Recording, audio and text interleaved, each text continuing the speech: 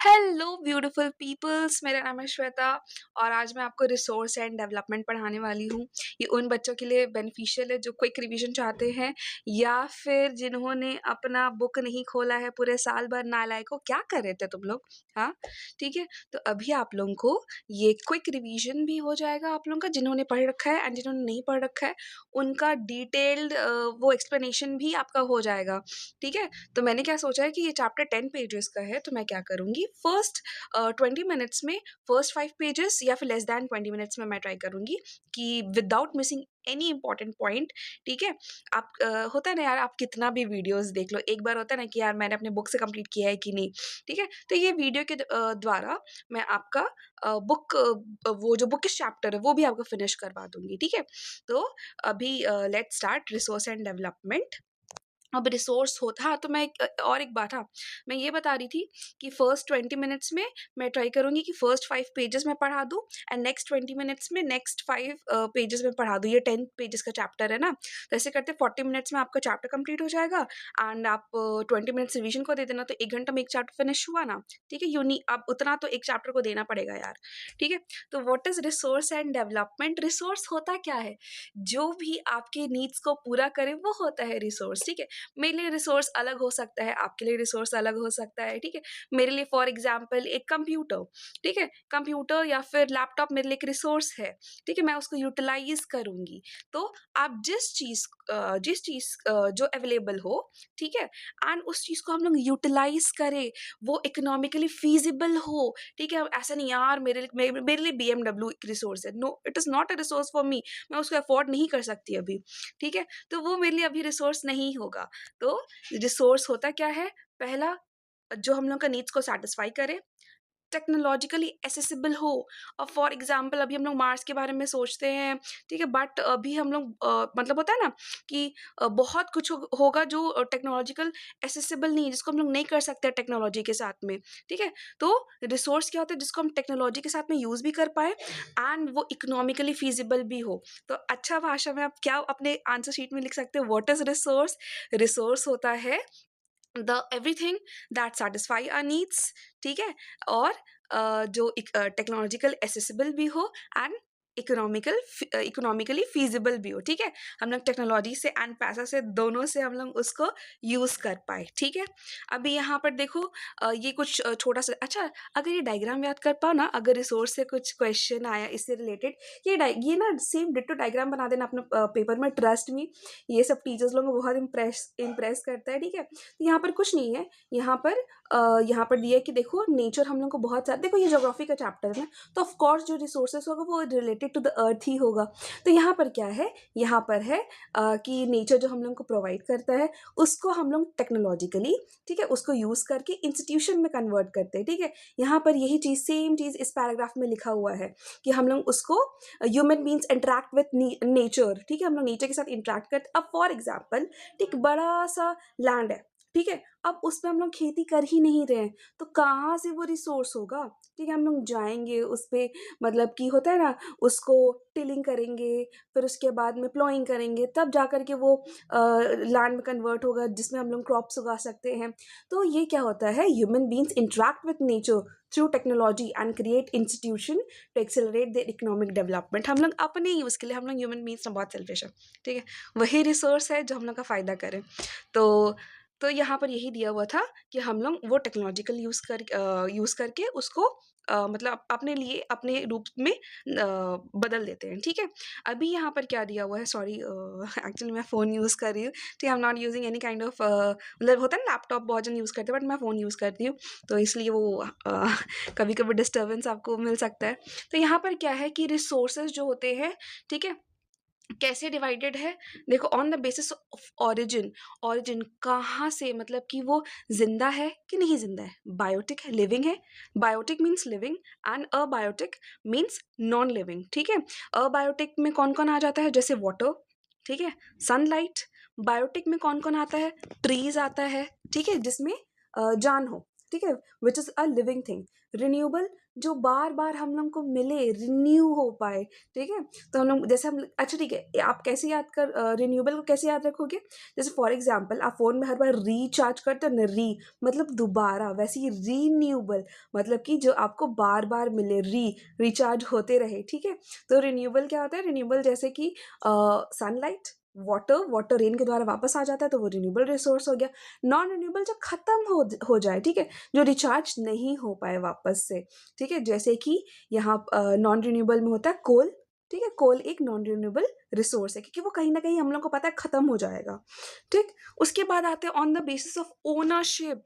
Ownership में आप यहाँ पर किसी एक इंसान ने मतलब वो रिसोर्स का वो जो भी रिसोर्स है उसका वो जो मालिक है एक तरह से वो इंडिविजुअल है, वो प्राइवेट कंपनी है, ठीक है, जो कि मान लो कोल को एक्सट्रैक्ट करते हैं, जो भी on the basis of ownership individual है, गवर्नमेंट कम्युनिटी का है, ठीक है, नेशनल है, इंटरनेशनल है, बहुत सारे रिसोर्सेज होता है, वो नेशनल रिसोर्स होता है, ठीक है।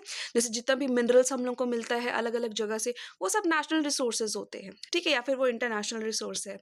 तो on the basis of ownership भी ये बांटा गया है। On the status of development, ठीक है, वो डेवलपमेंट हुआ है कि नहीं, वो खोजा गया है कि नहीं, ठीक है। पोटेंशियल, जैसे कि हाइड्रोजन एक पोटेंशियल रिसोर्स है कि उसको यूज फ्यूचर में उसमें पोटेंशियल है यार, वो कर सकता है, हाइड्रोजन कर सकता है, ठीक है। तो वो हम लोग फ्यूचर में अभी उतना अच्छे से हम लोग डेवलप नहीं हुआ, उसको कैसे यूज करना है, ठीक है। तो वो पोटेंशियल रिसोर्स हो गया। डेवलप्ड रिसोर्सेज होते हैं, ठीक है। तो ये सब different different kinds of resources है। एक बार जल्दी से आप याद कर लें। देखो ये टेबल है, ठीक है। यहाँ पर दिया है कि हम लोग को नेचर क्या प्रोवाइड करता है, फिर ह्यूमंस, ये आप एक बार जल्दी से पढ़ के ख़त्म भी कर सकते हो। जो मैंने समझाया ये वही है, ठीक है। अभी यहाँ पर डेवलपमेंट ऑफ रिसोर्सेज, जो हम लोग ह्यूमंस बीइंग्स जो है, ठीक है, we are extremely extremely selfish, ठीक है। तो यहाँ हम लोग ने क्या किया है, हम लोग ने बहुत ज़्यादा रिसोर्सेज का ओवर एक्सप्लॉयटेशन कर दिया इतने सालों में। हम लोग बहुत ज़्यादा मतलब क्या होता है नेचर को, we rarely there are few individuals जो नेचर को वापस, मतलब कि हम लोग ने जितना उनसे नेचर से लिया है वो वापस कर पाते हैं। ज़्यादातर हम लोग क्या करते हैं, हम लोग अपनी यूजेस के द्वारा डिप्लीटेशन कर देते हैं। मतलब कि क्या, हम लोग बहुत ज़्यादा ख़त्म कर दे रहे हैं रिसोर्सेज को। अब धरती भी परेशान हो गया यार ह्यूमन बीइंग से, ठीक है। फिर उसके बाद में और क्या परेशानी है यहाँ पर, ठीक है। देखो ये सब प्रॉब्लम्स हम लोग पढ़ रहे हैं, ठीक है। पहला डिप्लीटेशन, क्या डिप्लीटेशन, डिप्लीटेशन मतलब कम होना। धरती पे जो जो हम लोग लालच, ग्रीड मतलब लालच, यहाँ लिखे हैं depletion of resources for satisfying the greed of individual. लालच को सेटिस्फाई करने के लिए, ठीक है, ये मतलब कि हम लोग इतना यूज़ कर लेते हैं कि हम लोग का लालच सेटिस्फाई तो होता ही नहीं है, ठीक है। तो वो रिसोर्सेज कम होते जा रहा है। फिर उसके बाद में यहाँ पर ऐसा भी देखा जाता है कि जो रिसोर्सेज होता है उसमें और एक क्या दिक्कत हो जाता है कि देखो, बहुत बार क्या होता है ना कि सिर्फ एक पर्टिकुलर जो फ्यू हैंड्स होते हैं, जैसे कि फॉर एग्जांपल जैसे कि रिच एंड पुअर का एग्जांपल आपके बुक में दिया हुआ है, ठीक है।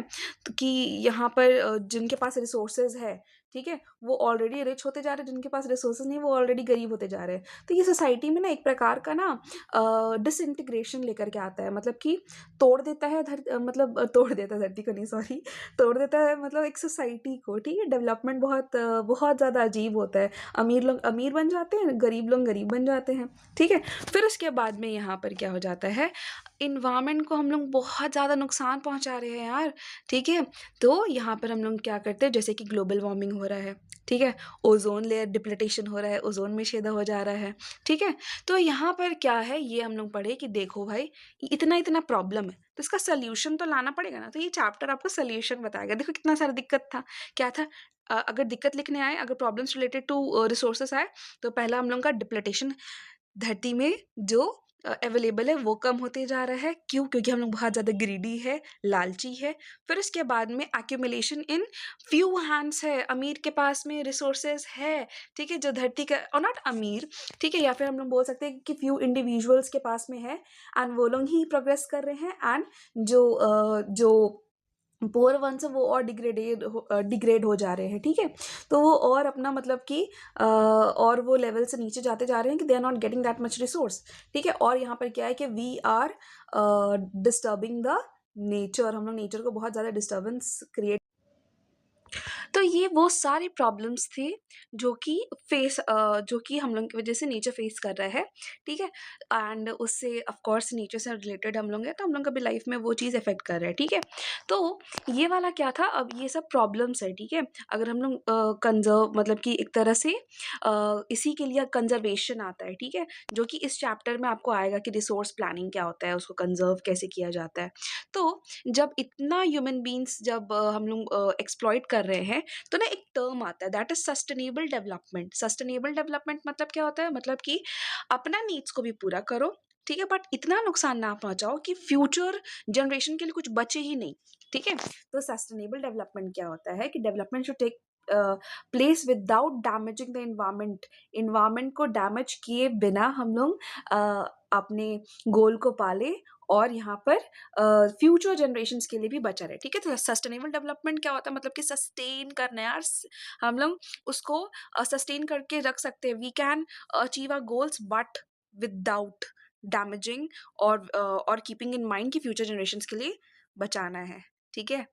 ग्लेशियर्स बचाना रहता है ना, वो बहुत एक मीम्स वायरल है कि बच्चों के लिए, इन्हीं बच्चों के लिए हम ग्लेशियर्स बचा रहे हैं। अरे बचाना ज़रूरी है, ठीक है? जो बचा रहे हैं वो सस्टेनेबल डेवलपमेंट कर रहे हैं, ठीक है? अब आता है रियो डी जेनेरियो में क्या हुआ था, ब्राज़ील में ये जगह है, ठीक है? तो यहाँ पर क्या हुआ था, यहाँ पर एक मीटिंग हुआ था कि पूरा देश से बहुत लोग आए थे, ठीक है? More than 100 heads of the states, ठीक है? वहाँ पर सबको मिला एंड ये समिट में सबका पार्टिसिपेट किया डिफरेंट कंट्रीज से, ठीक है? एंड हम लोग क्या किए, हम लोग यहाँ पर डिस्कस की कि अरे यार बहुत ज़्यादा दिक्कत हो गया है, हम लोग बहुत ज़्यादा एक्सप्लॉइटेशन, बहुत ज़्यादा इन्वायरमेंट को नुकसान पहुँचा चुके हैं, तो अब तो कुछ करना पड़ेगा, ठीक है? तो यहाँ पर रियो डी जेनेरियो जगह का नाम है, ठीक है? ब्राज़ील में, वहाँ पर हम लोग इकोनॉमिक के लिए, नेचर के लिए कुछ डिस्कस किए। क्या डिस्कस किए? हम लोग डिस्कस किए एजेंडा 21, ठीक है? 1992 में, ठीक है? 1992 में क्या हुआ, हम लोग देखो, रियो डी जेनेरियो वाला जो मीटिंग है, इसमें 2 चीज़ बहुत ज़्यादा इंपॉर्टेंट है, that is sustainable development. You know what is sustainable development now, ठीक है? सस्टेनेबल डेवलपमेंट भी and agenda 21। What is agenda 21? देखो, मेरा एजेंडा 21 अलग होगा, आपका देश का अलग होगा, ठीक है? लेकिन सबका अलग-अलग एजेंडा 21 होना चाहिए, जिसके तहत आप एनवायरनमेंट के लिए काम करो, ठीक है? आप एनवायरनमेंट को अच्छा करो, ठीक है? एंड डेवलपमेंट हो, ठीक है? बट नेचर को बिना नुकसान पहुँचाए, ठीक है? तो सबसे पहला एजेंडा, एजेंडा मतलब पता है क्या होता है? एजेंडा मतलब एम होता है, ठीक है? एम, गोल, ठीक है? तो यहाँ पर सबसे बड़ा ऑब्जेक्टिव यही था कि हर लोकल गवर्नमेंट का, सबका अपना-अपना एजेंडा 21 होना चाहिए, ठीक है? अब आता है रिसोर्स प्लानिंग। देखो, हम लोग के पास ना, we are extremely lucky that हम लोग इंडियंस हैं, ठीक है? क्यों ऐसा मैं बोल रही हूँ? क्योंकि यहाँ पर आपको जो इसका जो ज्योग्राफिकल फीचर्स है वो बहुत है। यहाँ पर आपको प्लेट्यूज मिलेंगे, माउंटेन्स मिलेंगे, रिवर्स मिलेंगे, ओशंस मिलेंगे, डेजर्ट मिलेगा, ठीक है? The list, there are numerous things in the list, ठीक है? तो रिसोर्स प्लानिंग, इतना सारे रिसोर्स है ना, जो बहुत कुछ हम लोग के पास में, तो हम लोग बिना उसको प्लान किए नहीं चल सकते, ठीक है? तो यहाँ पर रिसोर्स प्लानिंग है। और देखो, जो मिनरल्स है, ज़्यादातर रिसोर्स, देखो हम लोग का क्या है, हम लोग का ना एक क्वेश्चन में भी आ सकता है कि ये जो रिसोर्स है, ये हर जगह ना बटा हुआ मतलब नहीं है, ठीक है? जैसे कि झारखंड, छत्तीसगढ़, मध्य प्रदेश, ठीक है? यहाँ पर आपको ना मिनरल्स ज़्यादा मिल जाएंगे, ठीक है? फिर राजस्थान, ठीक है? राजस्थान में आपको वहाँ पर विंड एनर्जी से रिलेटेड मिल जाएंगे, ठीक है? वाटर, अगर आप वाटर रिसोर्स का कुछ राजस्थान में सोचोगे तो वो मुश्किल हो जाएगा, ठीक है? तो यहाँ पर हम लोग जैसे कि राजस्थान में आपको, यहाँ पर क्या, the state of Rajasthan is very well endowed with solar and wind energy, ठीक है? सोलार एनर्जी आपको बहुत ज़्यादा मिल जाएगा राजस्थान में, बट वाटर रिसोर्सेज तो कम है ना, तो रिसोर्सेज जो है ना वो इक्वली बटा नहीं है, ठीक है? तो हम लोग मिलजुल के चलते हैं, पूरा भारत कहीं पर, मतलब एक दूसरे, जैसे फॉर एग्जाम्पल कोल का जो ट्रांसपोर्टेशन है, कोल पूरा भारत झारखंड पे डिपेंड है, छत्तीसगढ़ पे डिपेंड है, ठीक है? तो ये क्या होता है कि हम लोग एक जगह कुछ मिलता है एंड पूरा इंडिया उस पर डिपेंड है, ठीक है? तो ऐसा हम लोग प्लानिंग करके हम लोग चलते हैं, ठीक है? तो यहाँ पर रिसोर्स प्लानिंग में आपको 3 स्टेप याद करना है, ठीक है? अब 3 स्क्वायर कैसे आप याद करोगे? आई स्क्वायर ई एम, आई स्क्वायर ई एम। कैसे है स्टेप्स? आई स्क्वायर ई एम। आई मतलब आइडेंटिफिकेशन, अरे रिसोर्स को पहचानो तो कैसा है, गोल्ड है, सिल्वर है, ठीक है? रिन्यूएबल है, नॉन रिन्यूएबल है, कैसा रिसोर्स है, ठीक है? तो identification and inventory of resources. Inventory का मतलब क्या होता है? अरे लिस्ट बनाना, ठीक है? कितना मिनरल्स का खदान है, कितना कोयला का खदान है, ठीक है? तो पहला है identification, inventory of resources, inventory list. तो ये हो गया आई स्क्वायर। आई, एक आई था आइडेंटिफिकेशन, दूसरा आई है इन्वेंटरी, ठीक है? तो इसमें आप सर्वेइंग करोगे, मैपिंग करोगे, क्वालिटेटिव, क्वांटिटेटिव, ठीक है? अच्छा वर्ड है यार, याद कर लेना, ठीक है? क्वालिटेटिव मतलब कितना है, कैसा है, अच्छा मिलता है, खराब मिलता है, ये सब आपको पहले पूरा आइडेंटिफाई करना पड़ेगा, ठीक है? तो आई, फर्स्ट इज आई, हम पहले हैं, ठीक है? तो आई स्क्वायर। ई क्या है?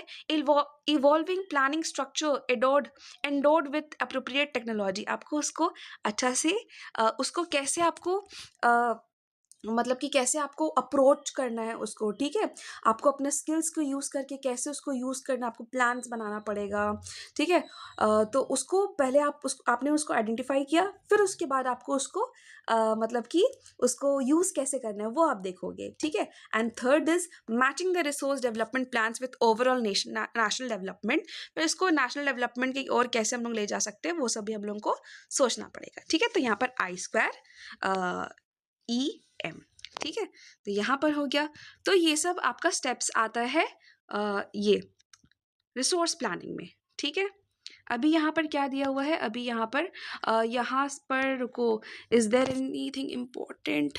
एक बार मैंने पढ़ रखा है ये चैप्टर, ठीक है? हाँ, तो ये देखो, अब आपको पता है कि हम लोग ना जो रिसोर्स होते हैं वो कंट्री का ना डेवलपमेंट में बहुत ज़्यादा इंपॉर्टेंट रोल प्ले करते हैं, ठीक है? बट हम लोग डेवलपमेंट के चक्कर में हम लोग बहुत ज़्यादा लालची बन गए, अति लालची हम लोग बन चुके हैं, ठीक है? एंड समवेयर ये हम लोग का ही कहीं ना कहीं फ्यूचर में ही हम लोग को बहुत ज़्यादा नुकसान करेगा। क्यों? क्योंकि हम लोग सारे रिसोर्सेज को ख़त्म करते जा रहे हैं, ठीक है? जो नॉन रिन्यूएबल रिसोर्सेज वो तो ख़त्म होते जा रहा है, ठीक है? तो वैसे ही इसीलिए कंजर्वेशन ऑफ रिसोर्सेज आता है। कंजर्वेशन मतलब बचाव, ठीक है? हम लोग इस रिसोर्सेज को बचाना पड़ेगा। इतना सारा हम लोग ताम झाम तो हम लोग कर लिए, ठीक है? इतना सारा हम लोग की इवैल्यूएशन कर लिए, क्वालिटेटिव क्वांटिटेटिव सब पता करके हम लोग बहुत पहले से रखे हैं, ठीक है? एंड उसको एक्सप्लॉइट कर रहे, इतना ज़्यादा हम लोग देख लिए उसको कि अब हम लोग एक्सप्लॉइट करना हम लोग उसको स्टार्ट कर दिए हैं, ठीक है?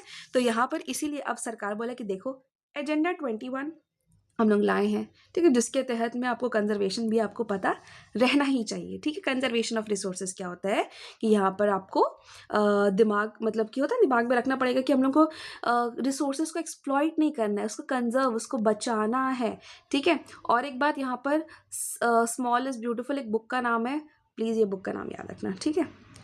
चलो अभी यहाँ पर लैंड रिसोर्सेज, अच्छा ठीक है। और एक बात, जो भारत है ना, भारत का देखो यहाँ पर दिया हुआ है सबसे ज़्यादा यहाँ पर प्लेन्स पाया जाता है, माउंटेन्स का 30% है, 27 प्लेट्यूज है। प्लेट्यूज पता है ना क्या होता है? Plateaus are flat table lands, ठीक है?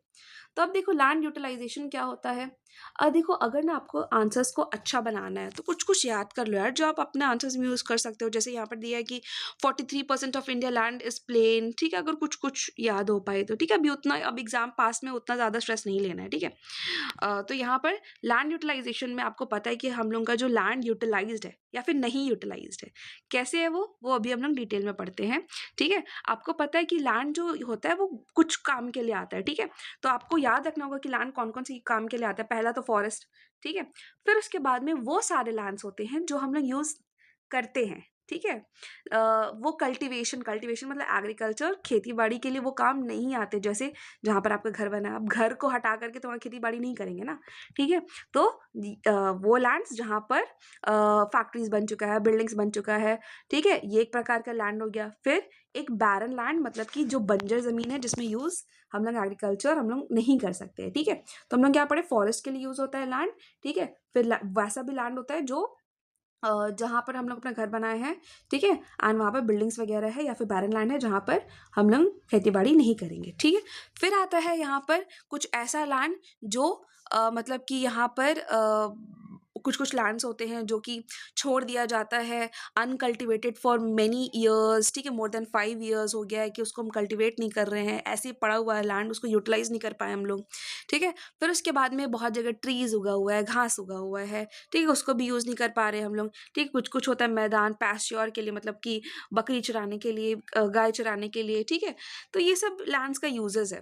फिर उसके बाद आता है fallow lands. Fallow lands is extremely important left, ठीक है? करंट फैलो मतलब क्या होता है कि left without cultivation for years और more less than agriculture year, मतलब कि क्या, मतलब बहुत टाइम हो गया यार, बहुत टाइम हो गया हम लोग उस पर खेती ही नहीं किए हैं, ठीक है, वो होता है फैलो लैंड। हो सकता है एक मार्क्स के लिए आपसे पूछ ले व्हाट आर फैलो लैंड्स, ठीक है, फैलो लैंड्स जिसमें अब कल्टीवेशन बहुत टाइम से नहीं हुआ है, ठीक है। अब आते हैं net sown area. Net sown area मतलब कि ओवरऑल, ठीक है, ओवरऑल वो लैंड यूज, ठीक है, जो हम लोग कल्टीवेशन के लिए यूज कर रहे हैं उसको बोलते हैं नेट सोन एरिया। सोन मतलब क्या होता है, बीज उगाना, ठीक है। तो नेट सोन एरिया होता है जो हम लोग मतलब कि हम लोग जो उगाते हैं जिस एरिया पे, ठीक है। तो होप्सो 5 याद हो गया होगा, फॉरेस्ट, फिर वो लैंड जिस पे हम लोग घर बनाते हैं, ठीक है, वो अनकल्टिवेटिंग लैंड हो गया, ठीक है। फिर उसके बाद में था, उसके बाद में क्या था, उसके बाद में हम लोग का था, फिर उसके बाद में छोटा मोटा जो लैंड हम लोग छोड़ देते हैं जैसे गाय चरने के लिए, फिर जहाँ पर ट्रीज एंड ऑल उगा हो, फिर फैलो लैंड पड़े थे जहाँ कल्टिवेशन ऐसी बंजर ज़मीन है छोड़ दिए हैं, नेट जोन एरिया जहाँ पर कल्टिवेशन हो गया। तो देखो यार लैंड डिस्ट्रीब्यूशन तो हम लोग अच्छे से पढ़ लिए, ठीक है।